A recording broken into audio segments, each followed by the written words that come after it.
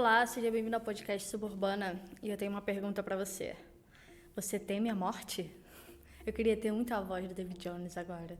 Enfim, hoje a gente vai conversar um pouco sobre a morte e a vida e eu prometo que não vai ser nem um pouco macabra, tudo bem? Segura a onda aí. Tava pensando sobre o conceito da morte e às vezes talvez eu fale sobre a morte como uma pessoa pra poder facilitar o entendimento, tá bom? Mas não que a morte seja uma pessoa, só pra poder ficar um pouco mais lúdico e mais fácil de entender. O homem teme a morte, e esse é um dos motivos que move sua busca desesperada por prazer.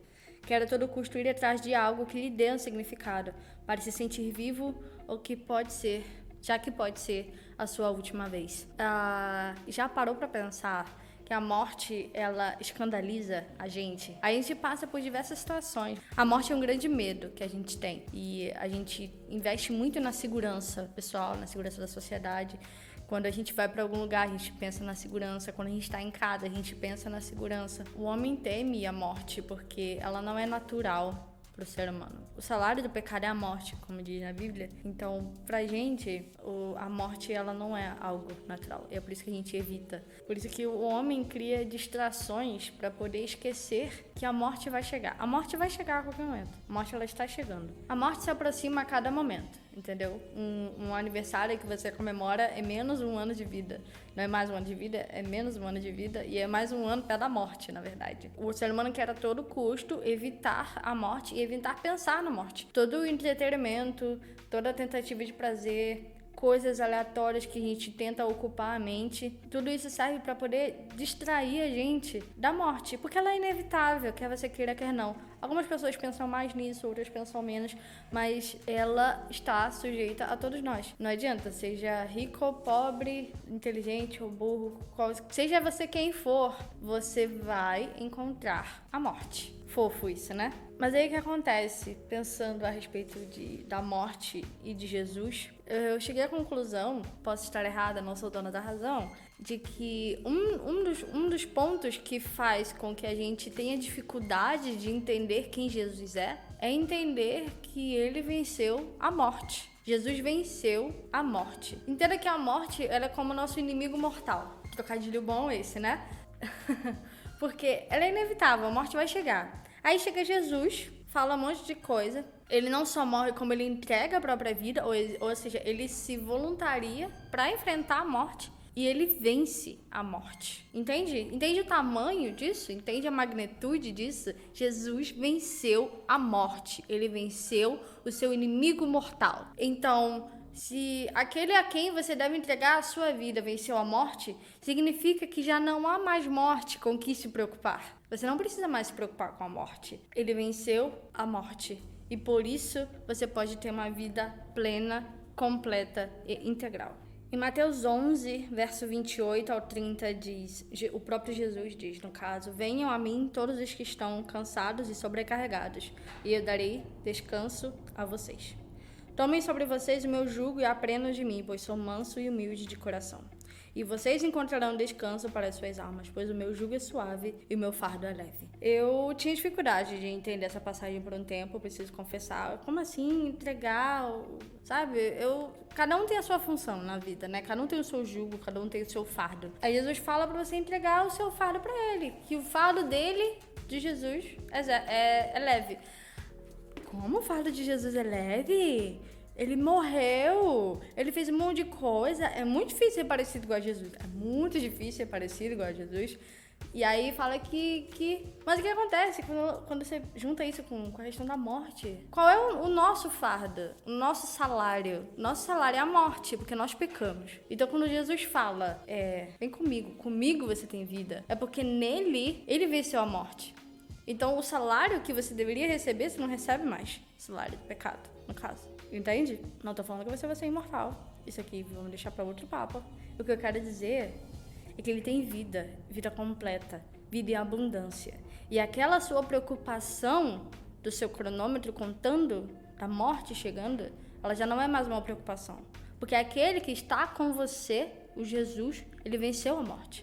Então no fim disso tudo, quando isso tudo acabar, você não vai encontrar a morte, você vai encontrar Jesus. Jesus é bem melhor que a morte, diga-se de passagem. Estamos juntos no raciocínio? Eu espero que eu esteja me fazendo entender, de verdade. E eu espero também que eu não esteja falando nenhuma besteira. Estou aberta para feedbacks e me digam. Quando Jesus fala sobre carregar o jugo dele, entenda que ele está falando que para viver com Jesus não precisamos temer a morte. Aprender com ele, Jesus, é viver uma vida completa, livre do medo. Como eu falei para você, a gente tem medo da morte.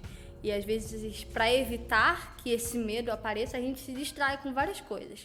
A gente não pode evitar que ela chegue. Quando Jesus fala para carregar o jugo dele, ele fala: você não precisa se preocupar com a morte. Você tem a vida eterna garantida. Você vai ser salvo.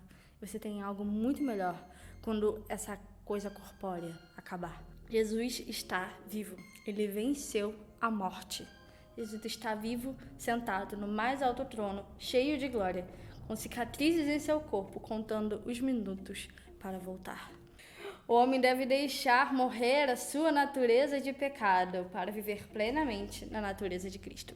Essa parte a segunda parte aqui é um pouco mais densa e eu vou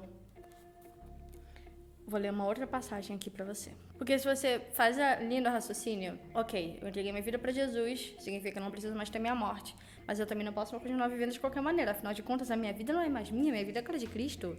A sua vida agora é de Cristo. Se você é um cristão, obviamente. Se você não for, tá convidado a se converter, viu? E se você não pode mais viver de qualquer maneira, isso significa que deve haver uma maneira certa de se viver. Certo? Certo. Quem ajuda a gente nesse lance? O próprio Jesus. Através de Paulo. Através de Paulo, ele escreveu a carta aos Colossenses, a igreja de Colossenses. Colossenses capítulo 3, do versículo 1 ao 14. Eu vou ler tudo e aí a gente vai desenvolvendo as ideias, tudo bem? Colossenses capítulo 3, versículo 1. Portanto, já que vocês ressuscitaram com Cristo, procurem as coisas que são do alto, onde Cristo está assentado à direita de Deus. Mantenham o pensamento nas coisas do alto e não nas coisas terrenas, pois vocês morreram e agora a sua vida está escondida com Cristo em Deus. Quando Cristo, que é a sua vida, for manifestado, então vocês também serão manifestados com Ele em glória. Assim, façam morrer tudo o que pertence à natureza terrena de vocês: a imoralidade sexual, impureza, paixão, desejos maus e a ganância, que é idolatria. É por essas coisas que vem a ira de Deus sobre os que vivem na desobediência, as quais vocês praticaram no passado, quando costumavam viver nelas. Mas agora abandonem todas essas coisas: ira, indignação, maldade, maledicência e linguagem indecente no falar. Não mintam uns aos outros, visto que vocês já se despiram do velho homem, com suas práticas, e se revestiram do novo, o qual está sendo renovado em conhecimento à imagem do seu Criador. Nessa nova vida, já não há diferença entre grego e judeu, circunciso e incircunciso, bárbaro e cita, escravo e livre, mas Cristo é tudo e está em todos. Portanto, como povo escolhido de Deus, santo e amado, revistam-se da profunda compaixão, bondade, humildade, mansidão e paciência. Suportem-se uns aos outros e perdoem as queixas que tiverem contra vocês. Perdoem como o Senhor lhes perdoou. Acima de tudo, porém, revistam-se do amor, que é o elo perfeito. Posso parar por aqui? Não vou parar. E vamos desenvolver algumas ideias a respeito dessa passagem que é bem grandinha. Colossenses 3, do 1 ao 14. Você pode ler depois, se você quiser, tá bom? O primeiro ponto aqui, que é o ressuscitar em Cristo. Aqui ele diz que a sua vida não pertence mais a você.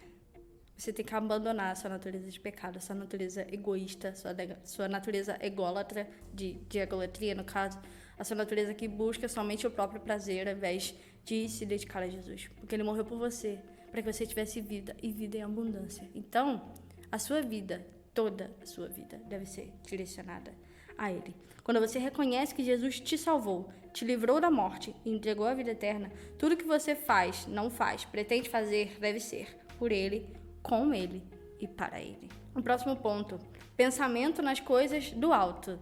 É uma coisa importante aqui, porque, como eu já disse, a gente está cercado de informações e entretenimento, e as coisas são muito rápidas, a gente já acorda com o celular na mão, vendo 1001 coisas, e aí a nossa mente acaba sendo atolada de informação. A gente recebe muita informação, a maioria desnecessária, e a gente acaba perdendo o controle da nossa mente, perdendo o controle daquilo que a gente tem que fazer, daquilo que a gente tem que pensar. Então, pensar nas coisas do alto, que seria isso? É pensar nas coisas referentes a Deus, nas coisas referentes a Ele, nas coisas referentes a Cristo, o Cristo. A mente vive atolada de distrações, fazemos coisas impensáveis para esquecer que a morte se aproxima. Todo entretenimento, vício, pecado e afins são uma tentativa fútil de nos distrair do inevitável. Ter os pensamentos no alto é dedicar-se integralmente, todos os pensamentos, às coisas referentes à eternidade, pensar em Deus e nos atributos dele. Pensar em Deus e nos atributos dele. Pensar nos atributos de Deus. Deus tem muitos atributos. E vale lembrar que os atributos referentes a ele não são... Jesus é top. É uma expressão muito comum. Um dos atributos de Deus é as coisas que ele fala a respeito dele mesmo na palavra. Ok? A Bíblia Sagrada, que foi escrita por ele. Então, quando Jesus fala que ele é... Esse é um atributo dele. Ele é santo, está descrito lá em Apocalipse. Salmos tem muitos atributos de Deus. Tem um livro do Tauser, muito bom, que fala sobre os atributos de Deus, e eu recomendo o significado do santo. Conhecimento do santo, do Tauser. É um livro que fala sobre os atributos de Deus. E ele vai navegando pela Bíblia, mostrando onde estão os atributos de Deus, como entendê-los, o que é de fato, o que significa de fato ser santo, o que significa de fato ser amor, o que significa de fato ter compaixão, ter ira, ter benignidade, ter esperança. Todos esses atributos de Deus, eles não acontecem em doses diferentes. Ele é uma coisa só e apresenta diferentes emoções. Nós podemos saber disso porque nós fomos feitos à imagem e semelhança dele. Então, se nós temos a capacidade de amar, é porque ele também ama. Em Coríntios 13, aquela passagem bem famosa, amor é paciente, amor é bondoso, todos esses atributos também são atributos de Deus. Não que todos os atributos de Deus estejam nessa passagem, estão por toda a Bíblia. Os atributos de Deus são muito profundos, são muito complexos, entendeu? Eles são muito... Os atributos de Deus são referentes à eternidade. Então, quando você pensa sobre os atributos de Deus, você pensa a respeito da eternidade. Quando você pensa sobre os atributos de Deus, está pensando com alguém com quem você vai conviver por toda a eternidade. Então, se você tem dificuldade de lidar com uma pessoa amorosa, por exemplo, você vai ter dificuldade de lidar com Deus, porque Ele é amor. Então, conhecer a Deus é conhecer aquele com quem você vai passar todos os dias da sua vida, depois que você sair desse corpo. Conheça os atributos de Deus. Leia a Bíblia. Sua vida está escondida com Cristo em Deus. Ele tem segredos profundos demais. Certas condições e situações a que nos submetemos não seriam necessárias de viver se soubéssemos viver com Ele. A vida com Jesus é completa. Quando eu digo completa, eu digo em todos os sentidos, nos sentidos bons e ruins. Não é porque você vai entregar sua vida para Jesus que tudo vai virar mil maravilhas, tá bom? A vida com Jesus é completa, isso significa que a vida com Jesus é sem medo. A vida com Jesus traz paz. A vida com Jesus traz esperança. Então, em diferentes situações onde você não tem perspectiva, talvez você pensa que a morte é a melhor solução para você, talvez você anseie a morte, talvez você deseje a morte. Eu quero te dizer que Jesus, ele venceu a morte por você. Ele venceu a morte para que você tivesse uma vida sem medo da morte. Assim, façam morrer tudo que pertence à natureza terrena de vocês. A natureza terrena... Vale lembrar que o homem é caído lá. Gênesis está lá. E depois dali a gente só deu problema.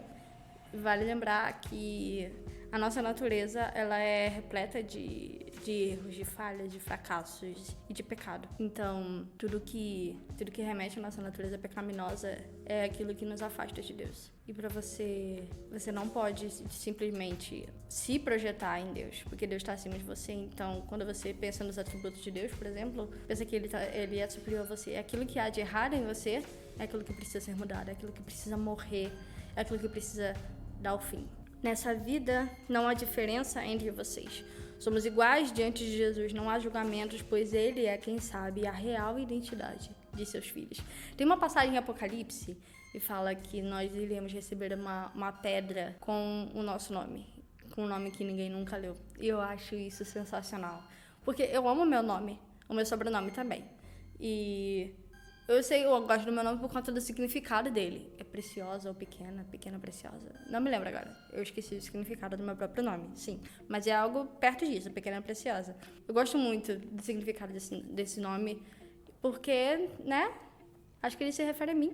Eu não sou tão pequena assim, a minha estatura é mediana, tenho 1,60 m e pouco, é a média da mulher brasileira. Mas eu gosto de me sentir, gosto que se refiram a mim como alguém pequeno e precioso. O meu sobrenome, que tem origem hebraica, sem querer me gabar aqui, ele significa aquele que serve ao Senhor. E eu acho isso de um prestígio maravilhoso, assim. É um nome muito forte, sabe? Aquele que serve ao Senhor. E aí, na Bíblia está escrito que eu vou receber uma pedra com o meu nome. Com o nome se refere a mim, que não é o meu nome atual, mas que se refere à minha pessoa. Porque o nome, ele revela a minha identidade. Vale lembrar que muitas personas descritas na Bíblia, eles têm nome de acordo com a sua identidade, de acordo com a sua personalidade.